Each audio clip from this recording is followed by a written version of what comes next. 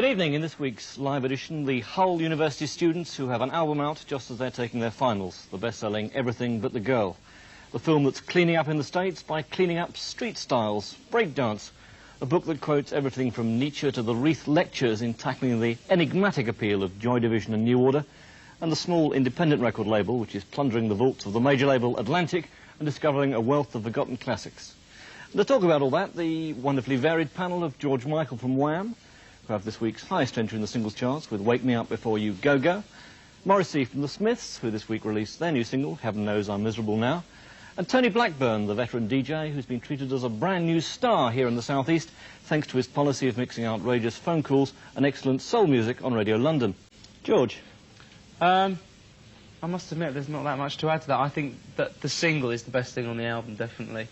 I love her voice as, I mean, it's great to get you, I mean, it's so melancholy and it's just so vulnerable that it's a beautiful voice in that way, but for a whole album it does drag on a bit, you know, and it actually starts to take away from the songs, because individually you can appreciate them a lot better, and they are very good songs, or 4 or 5 on the album anyway, but as an album it starts to, you know, to wash a bit, and in a way they do care about their image and their fashion, because the music shows that. It is all of a certain type, and it just has that jazz influence, but it justifies it, I think, because the atmosphere is so good. Thank you.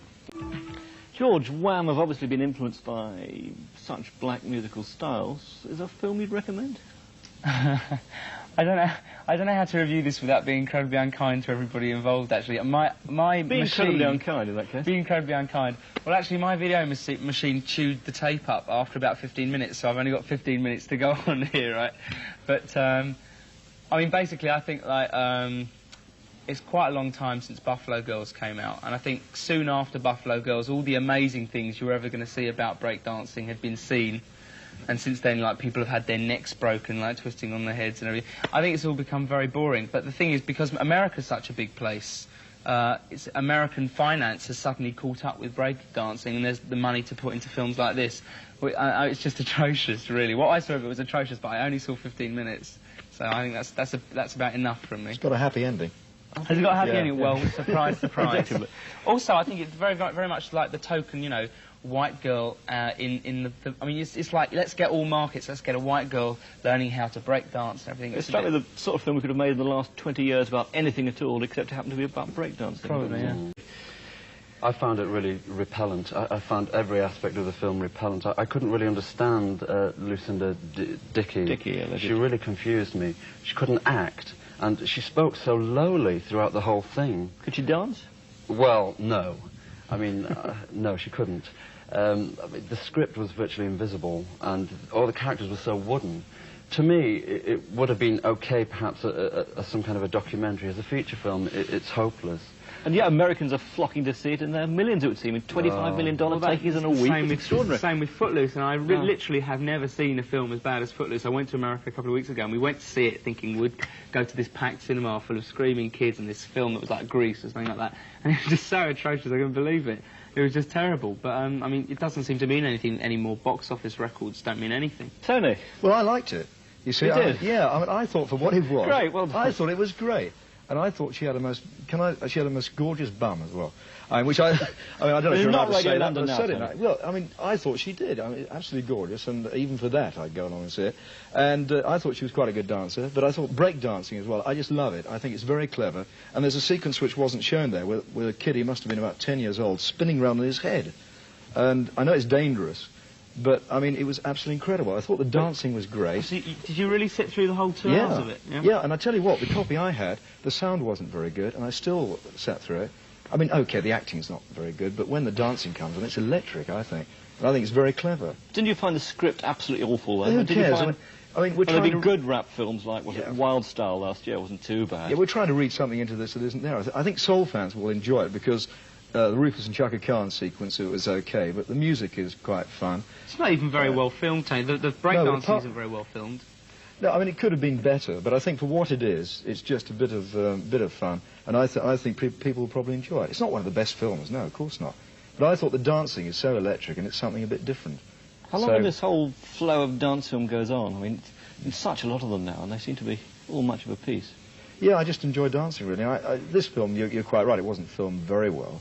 But I think it will appeal to people. I think, I mean, you know, I understand what you're talking about, but I think if you really wanted to see that entertainment and hear the music, because there's some good music on the soundtrack, you might as well go to a good club. What about the music? About the same price. What about the music then? I mean, there's some Al Jarreau, there's a bit of Chaka Khan we saw there. Yeah, there was a couple of tracks which I couldn't understand getting anywhere near a film as bad as that.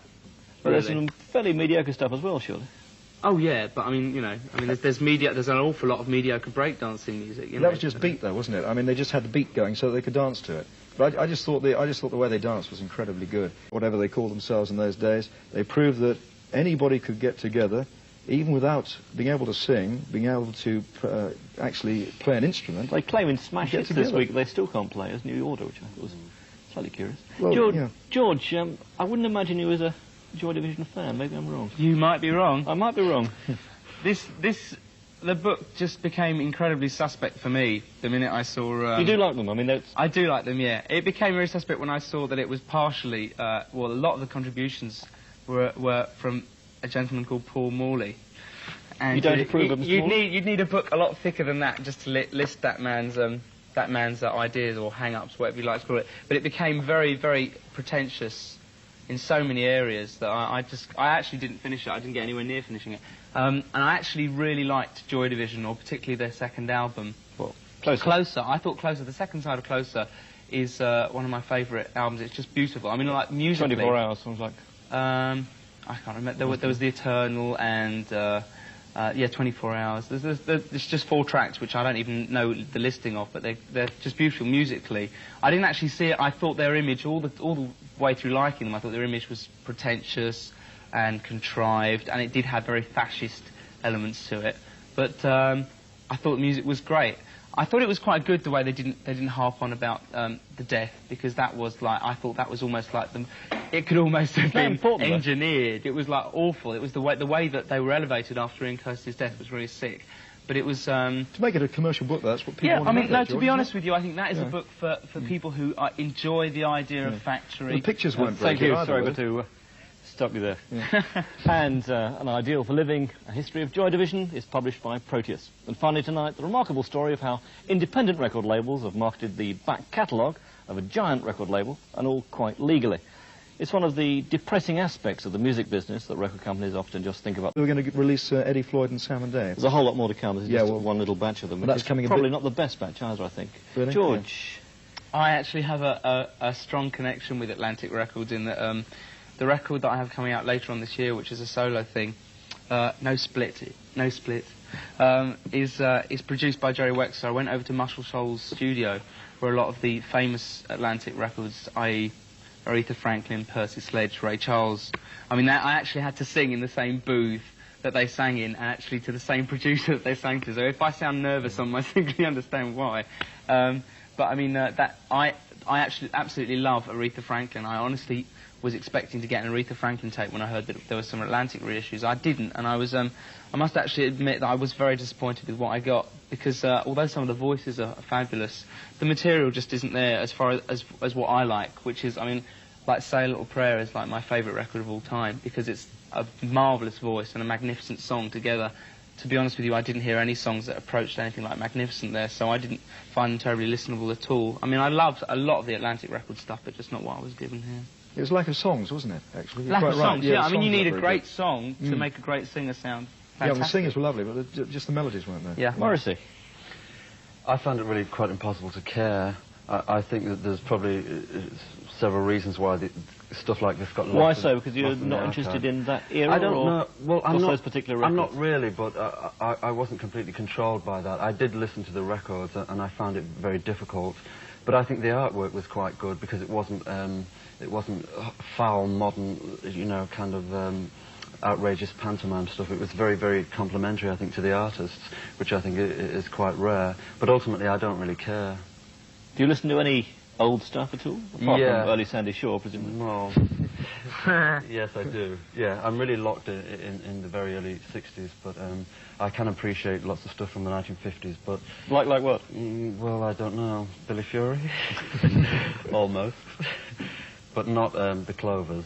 No. It doesn't matter what period anything comes from, you still need good songs, and the Clovers obviously didn't have any. It still seems surprising to me that this all sort of been locked in the Atlantic archives. It should take a British independent company to actually pull it out. No, I don't understand why they've actually chosen to release these particular ones. I suppose there's fanatics that will buy any Atlantic material, but, you know, it's just not of any calibre, really. So many fabulous records coming out nowadays. Who wants to buy the really old stuff? I suppose some people are quite interested in it. Well, I'm not obsessed by that very much. It's the early 60s, I must admit. Thank you. And the next batch of Ed Sale Atlantic releases from the likes of Dr. John and Ben E. King will be out early next month. And that's it from 8 Days this week, with many thanks to our guests, George Michael, Morrissey, who you can see again tomorrow on Pop Quiz, and Tony Blackburn.